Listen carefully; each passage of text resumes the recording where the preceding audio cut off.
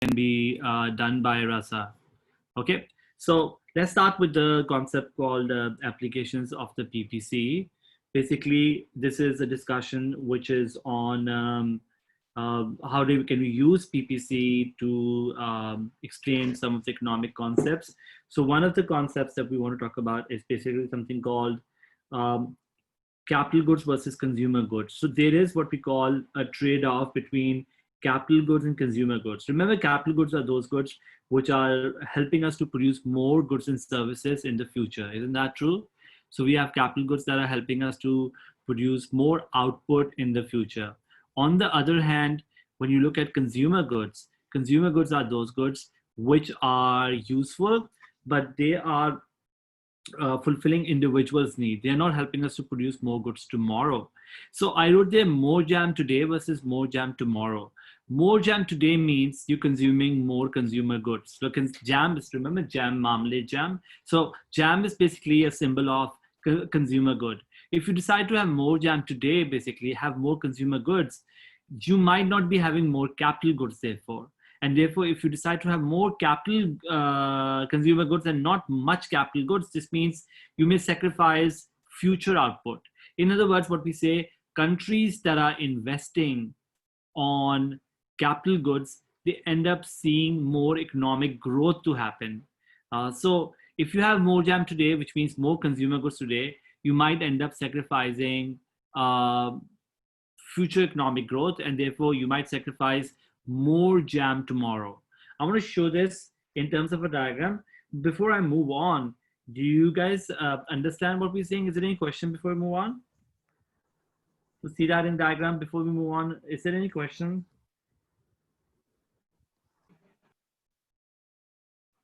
No? Okay, great. So guys, so let's put this capital versus consumer goods. And I want to be consistent with my diagram here. So for example,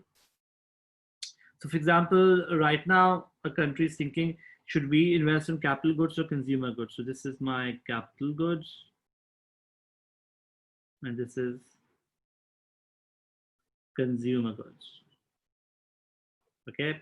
And let's say this is my PPC currently. Okay. And a country is thinking, should we be at point A, which means more capital goods and less consumer goods, or should we be at point, for example, B, which is more consumer goods or more and less capital goods? So a country that decides to be at point B and therefore have more consumer goods, one may argue they can have more jam today. In other words, they may have higher standard of living today. Isn't that true?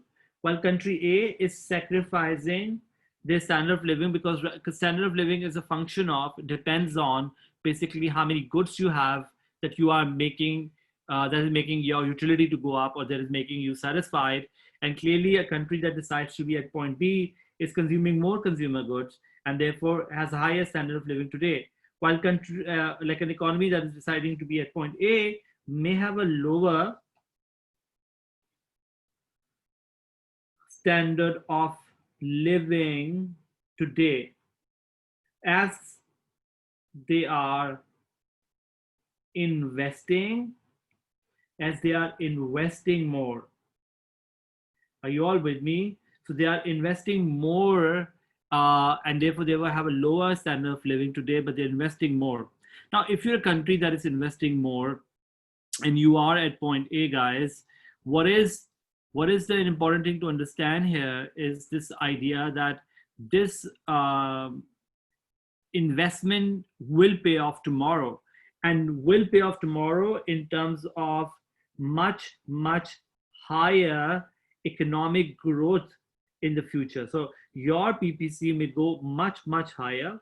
You could be a country like, for example, a good example of this could be a country that has invested more and has reached to a really good sort of economic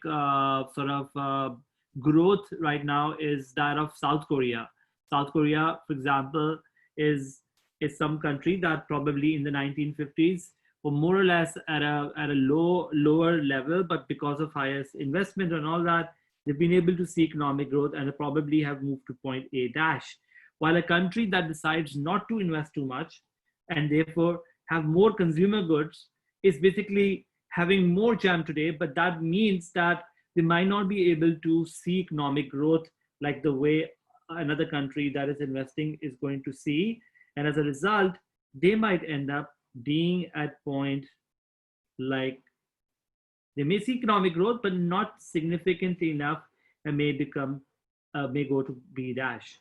So countries that are investing more end up seeing more in economic growth in the future. And that's why we call this trade-off more jam today. So you are at point B versus more jam tomorrow. But if you're a country that decides to have more jam tomorrow, you might be at A dash, you can achieve economic growth. So that's basically the trade-off that we can see of capital versus consumer goods. So the opportunity cost of having capital goods is, of course, consumer goods. Do we agree with this, guys? Does that make sense? Any questions about this? So if you look at now, we said this in our discussion that,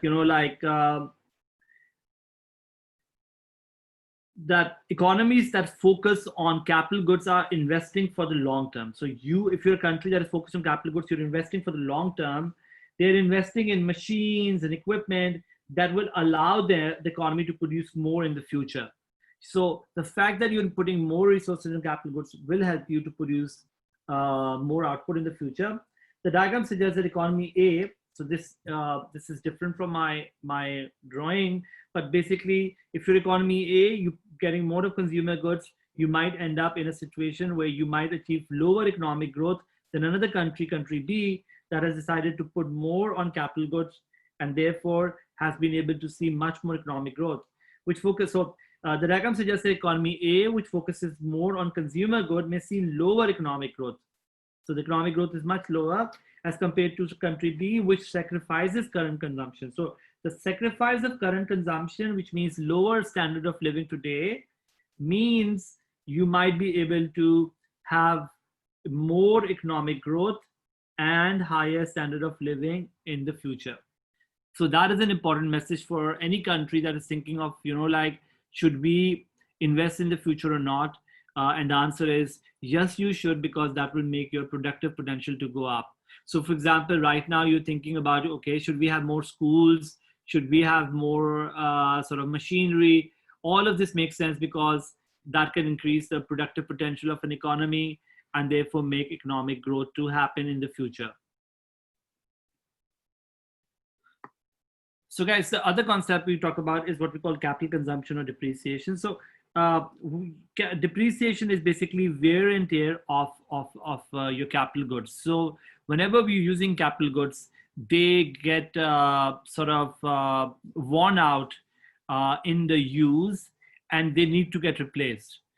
So when we look at investment is creation of capital goods.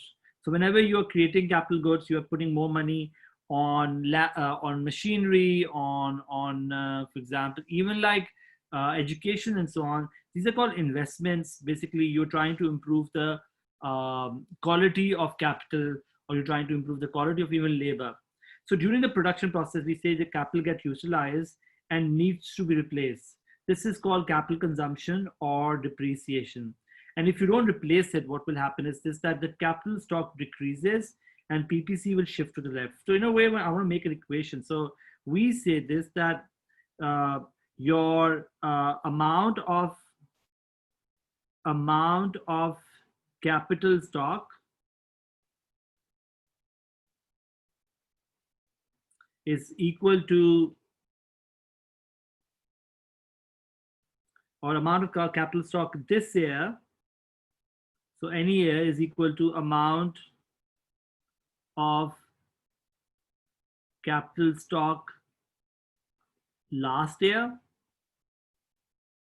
plus investments, any new investments you've done, minus depreciation. What is depreciation? Depreciation is the wear and tear of your machinery. Now, this depreciation, for example, if I have a table, right, and I use it for my online classes, there will come a point when the table will basically require some kind of fixing, some kind of replacement investment. If I don't fix my table, if I don't sort of make sure that it is not properly maintained, if I don't do that, then there will be a problem where with the use of my table, because my table might break and I might not be able to use it anymore. So in order to for me to keep on using it, I need to make sure that I keep on investing in the upkeep of the table to maintain the table and so on. So what we try to say is that, let's say if the amount of capital stock was 500, okay? And let's say you did a new investment of 60, right? And let's say depreciation, the wear and tear was like 30. Because new investment is more than depreciation, your this year amount of capital stock was 500 plus 60 is 560, minus 30 is 530.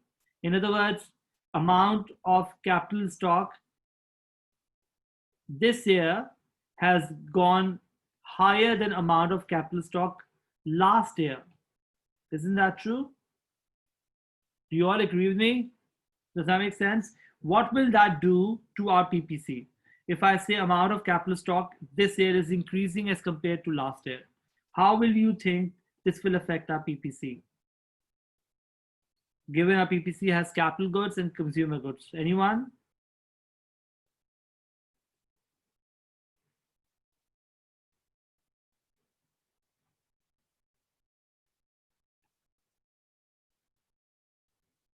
Will shift towards right. Exactly. Why will it shift towards right? And the answer to this is that it will shift towards right because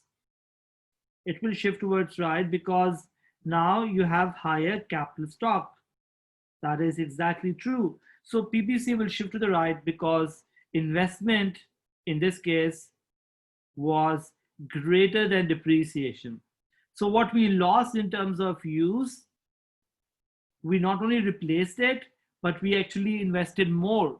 If investment is going to be more than depreciation, you will see the PPC to shift to the right. Make sense? Amal, why would it shift to the left? It will shift to the right, right? Will make my PPC go up. So guys, what I'm saying here is just that if for example, we are investing more, right, then what we are, then depreciation, then we are basically making our capital stock to go up. And that can make my PPC to go to the right. Make sense? So Manam is saying, or Manam is saying, so wasn't investment still in the economy, but invested somewhere else, so PPC shouldn't shift right? I don't know what you're saying, Manam, but I'm saying as long as you're investing in the economy, PPC will go to the right. So, sir, the basic point is that as long as the investment is higher than the depreciation, our capital stock Exactly. will rise and PPC will shift to the right. Exactly. So in other words, can I say this, that if a country wants to at least make sure that the PPC stays where it is and not go backward, they should at least have investment equal to depreciation. Otherwise, you will see your capital stock to go down. Make sense? So let me do another example, guys. This will make more sense if you do another example. What if I tell you guys this, that your amount of capital this year was 500, or I mean last year was 500. You did an investment of 20 and depreciation was 30. Okay, so investment minus depreciation plus capital stock uh, old is equal to, I'm just writing symbols so that I don't need to write this, is equal to capital stock new. In this case, what will happen to the capital stock which is new? And the answer will be new capital stock, or capital stock this year, will be equal to 490, which is lower than last year. What do you think it will do to our PPC? Because your amount of capital stock is going down, because our amount of capital stock is going down, you will see the PPC to shift backward. So your capital stock is basically, it's important to maintain your capital stock, otherwise capital stock will have to fall. And the factor that make my capital stock fall is basically the wear and tear of capital, which is depreciation. Do we get that? Does that make sense? Capital goods and consumer goods.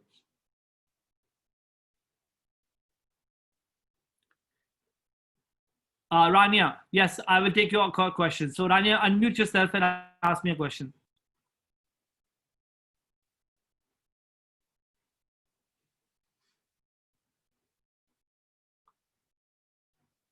Rania, if you can unmute yourself.